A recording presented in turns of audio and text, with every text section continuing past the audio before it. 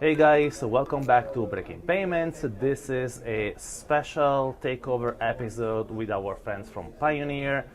Breaking Payments, remember, it's all about payments being cool again. I'm here with my friend James Allum. James, Great to see you, good to Matteo. have you back. Yeah, and your hometown as well. Absolutely, Yeah. absolutely. So it's your first time at Web Summit. I don't know if first time in Lisbon, is it? No, Lisbon a few times, not for a few years, so nice to be back. Not seeing too much of the town at the moment because we're in this kind of great big city of its own, but first time in Lisbon. What are your feelings about this huge event? Still processing it, to be honest. I mean, it's a bit of an assault of the senses at times, isn't it? There's like, 70, 100,000 people here, and you've got customers, you've got partners, you've got crazy, interesting ideas for the future. You've got, I think, 2 meters away from us, the First Lady of Ukraine. Yeah.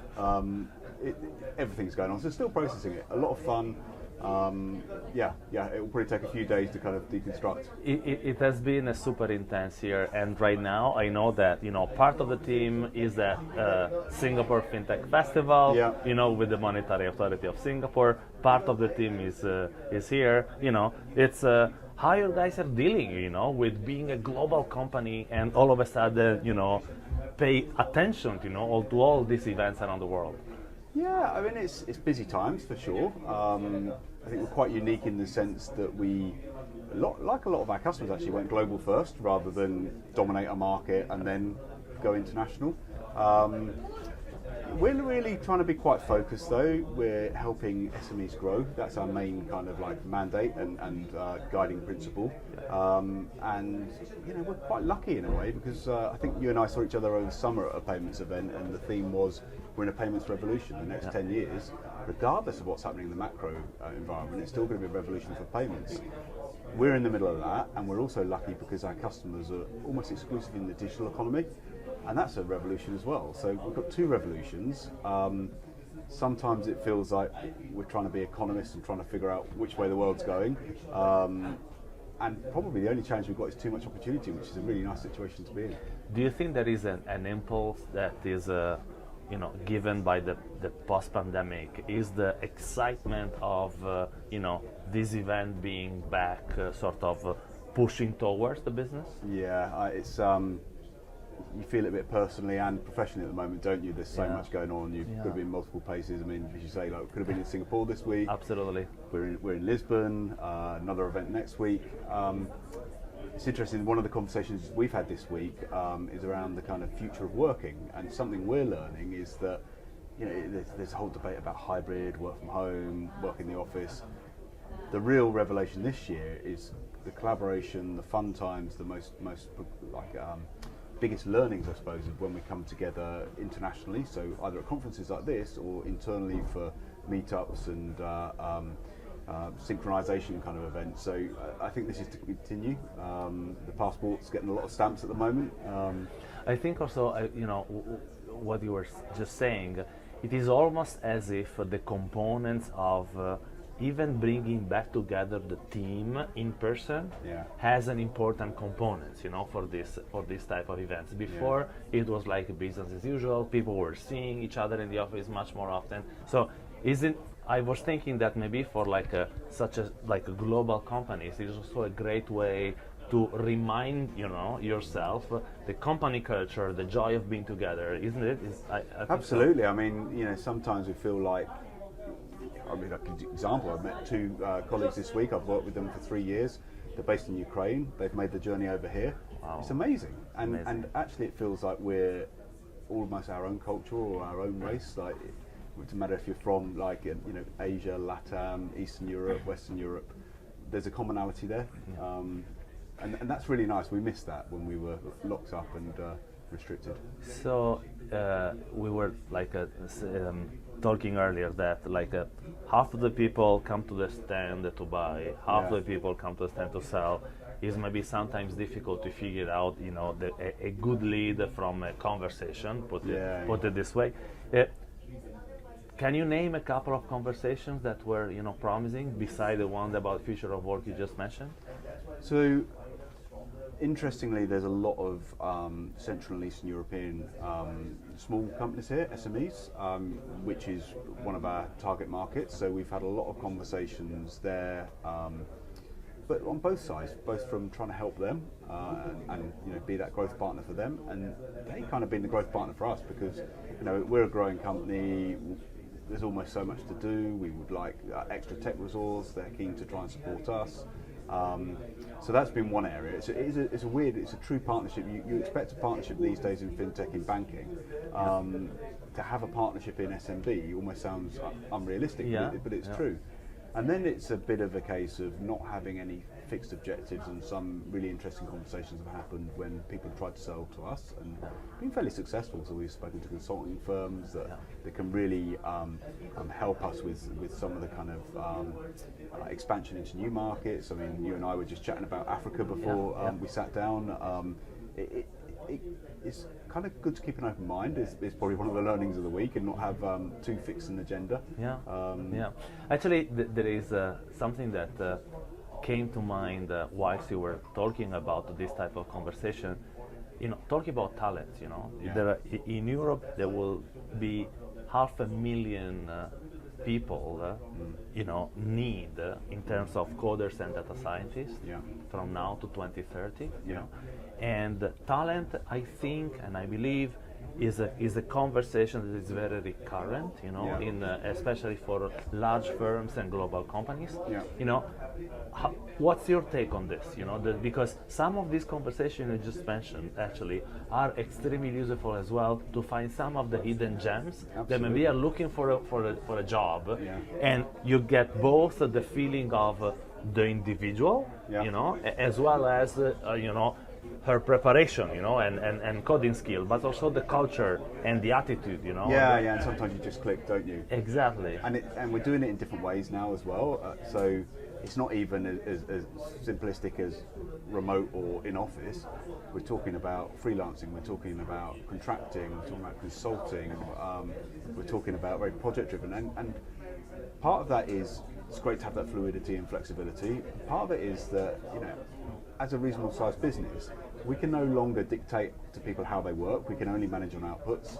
And if we try and tell people where they should be, how they should work, you just fail. So, we have to be very fluid, very open-minded, and that's why these things are so good for collaboration and kind of like the things that happen between the Zoom calls, that matters as well. That is frankly so remarkable, as a company, to have the culture of it doesn't really matter the schedule, the place, the tools. It's really like a result-driven type of culture, right?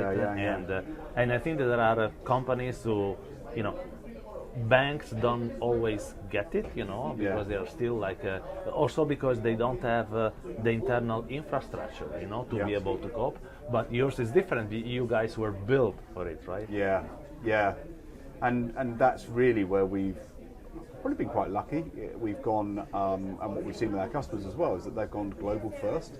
So when you look at traditionally, if you were a physical retailer, for example, you would go locally first, and then it would take, unless you were super successful, it would be very unusual for you to move outside your country. What we'd see now, and it kind of emulates our own success, is that you look international first. So, if you're in Serbia, it's a relatively mediocre sized market, so you look into other markets for expansion first of all, and you go there straight away. That even 10 years ago would have been quite unusual, I think.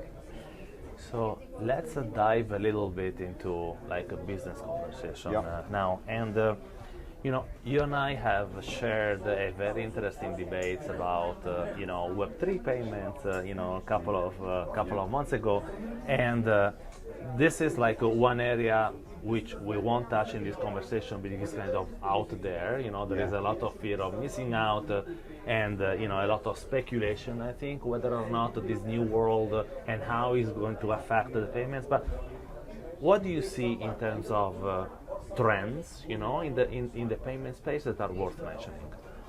So I think probably the biggest developments, I suppose, I don't know, when did fintech actually even start? You know, I've been in non-bank financial services since like 2007, so maybe that was fintech, maybe it wasn't. But the biggest change in you know, my career has been collaboration. When you go back to seeing some of the biggest fintechs out there now, in even 2011, 2012, they were bashing banks. It's like, you know, we're better than the banks, we're cheaper than the banks are ripping you off. And now everyone's become friends because we've kind of realised we need each other. And you know, we ourselves, we did a big deal this year with Privat Bank in Ukraine, for example. You know, it's we work out, there's roles for everyone to collaborate and play, and we can be very helpful, and not one person is going to dominate the market. That has probably been the biggest change in the fintech market, which is not always that easy to measure. Still a lot of speculation around the kind of whole true future of payments in terms of, you know, is that going to be particularly stable coins and government-backed currencies at the moment. Kind of interesting, feels a little bit speculative. We're watching it with interest rather than getting heavily involved. And in the background, I think the real sanity is trying to figure out which markets are still untapped, which markets are still like going through the early part of that revolution. How do we actually find those addressable markets that are ready for us now? I mean, I remember actually probably the last time I was in Portugal, which was not Portugal, but Lisbon, which was probably about 2008. It wasn't really ready for non-bank financial services players then. I mean, we had a lot of conversations. There was a lot of trust with local banks. Very different environment today. Absolutely, absolutely. There is also other type of, I want to say, collateral businesses that you guys are developing. So we just had an amazing show with Tosin, you know, talking about, you know, you helping SMEs to deal with businesses that are very remote, you know, adding a layer of security, like, you know, this example of, you know, an acquisition of rights or a takeover of a company, you know. And I had to say that I wasn't aware of Payoneer doing this type of services myself, and I also discovered a world that if you don't deal with payments every day, you don't even think that it exists, you know. So you don't put yourself in the shoes of a company in France in need, you know, to buy an asset in Vietnam and not knowing, you know, what to do with it, right? Exactly. And that's where a global company like you step in, right? And it would kind of, I'm based in the UK, and it's kind of acknowledged as a bit of the fintech capital of the world, but also it's the compliance tech capital of the world, and so that's interesting as well. To give you an example, I was chatting earlier about a customer of ours in Pakistan, and he lists his product in Amazon in the US, and he also has a web store which is built by another customer of ours in Serbia. And so that's really interesting flows all around the world, but there's a lot of security, there's a lot of KYC, there's a lot of transactional monitoring to keep that money safe and make sure it arrives on time that goes into it. Now, no one can really build all that stuff themselves and be best of breed. So the partnerships go outside the financial services ecosystem and into the compliance tech and reg tech ecosystem as well.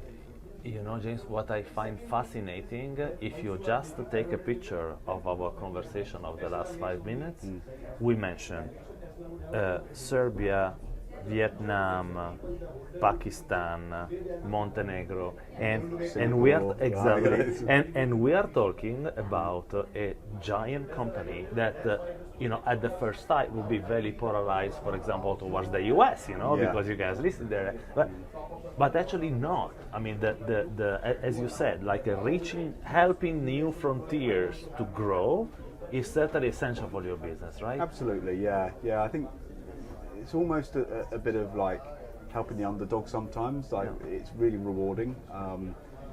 As you say, you know, like the US businesses normally do quite well. What's really rewarding is when you see people that have got unique talent that really wasn't democratically available to them 10 years ago. It was pretty hard for a guy working at home in Pakistan to build a global business, and that's what's really fulfilling when you see those kind of dreams come alive. So you oversee Europe, okay? And which part of Europe today is